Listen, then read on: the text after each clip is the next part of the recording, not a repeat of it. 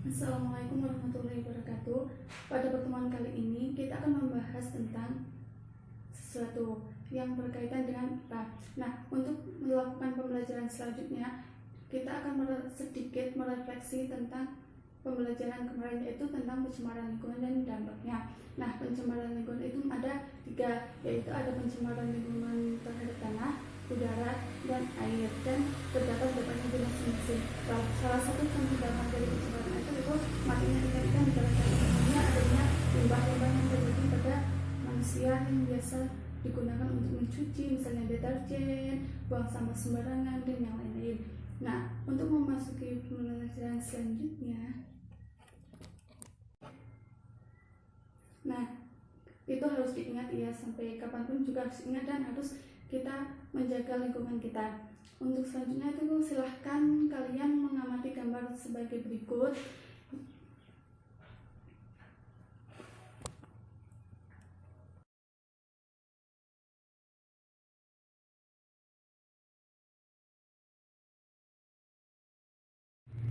Nah, setelah kalian mengamati gambar-gambar tersebut, apakah kalian pernah masuk ke dalam rumah kaca atau hanya sekedar melihat? Nah, oleh karena itu, dengan adanya suasana yang panas itu disebabkan karena apa coba? Nah, benar sekali. Hal itu disebabkan karena efek rumah kaca.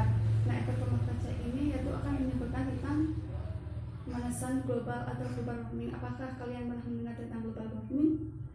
Nah, sebelum kita masuk ke materi global warming, saya akan membacakan tentang tujuan pembelajaran yang akan kita capai. Yang pertama yaitu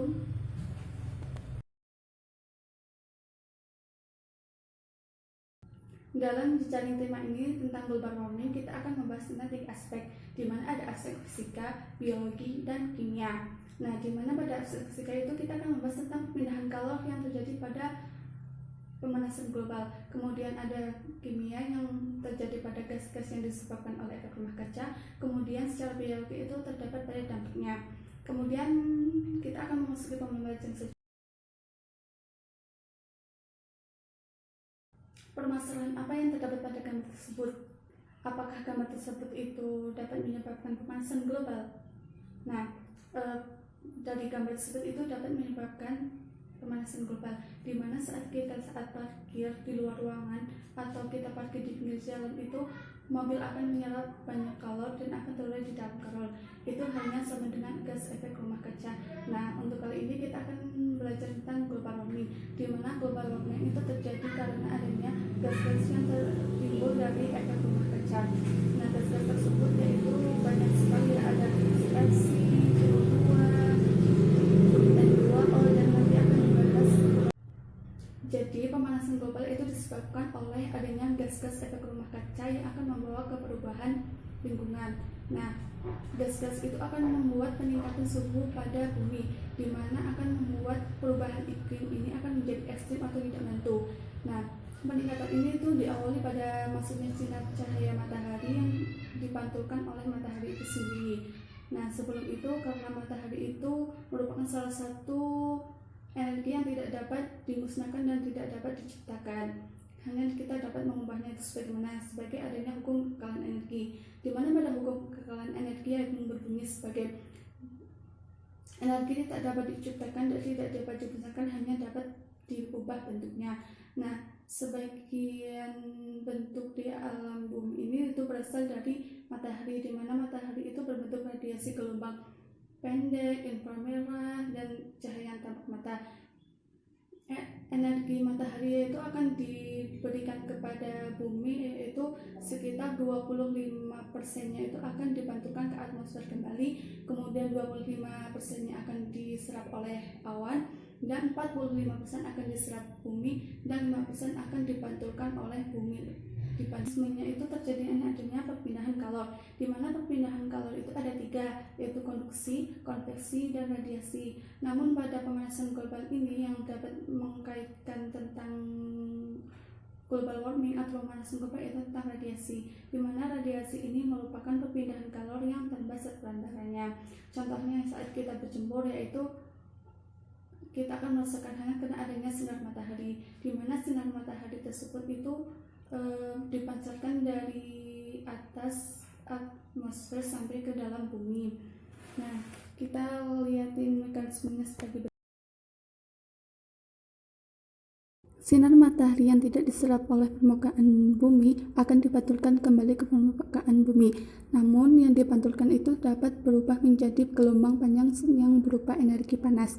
Nah, pemantulan tersebut itu tidak akan lolos ke angkasa semuanya, melainkan akan terperangkap oleh lapisan gas-gas atmosfer yang terganggu komposisinya. Akibat energi panas yang seharusnya lepas ke angkasa menjadi terpancar kembali ke permukaan. Akibatnya, energi panas yang seharusnya lepas ke angkasa menjadi terpancar kembali ke permukaan bumi, atau adanya energi panas tambahan kembali ke bumi dalam kurun waktu yang cukup lama. Gas-gas yang dihasilkan dari efek rumah kaca itu ada CO2, CH4, N2O, HFCS, O2, H2O, dan yang lainnya. Kemudian gas-gas tersebut yaitu akan bereaksi dengan reaksi kimia pada ozon, yaitu ozon yang bereaksi dengan CFC dan ozon yang bereaksi dengan karbon dioksida.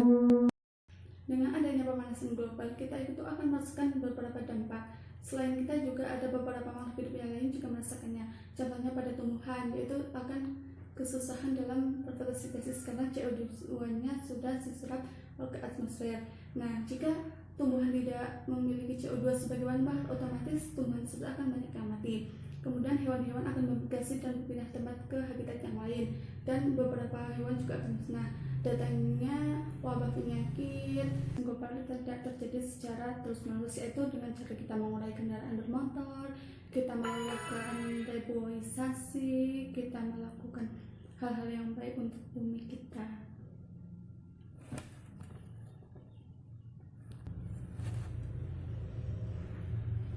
Dengan adanya beberapa dampak pemanasan global, mari kita upayakan untuk menjaga bumi kita.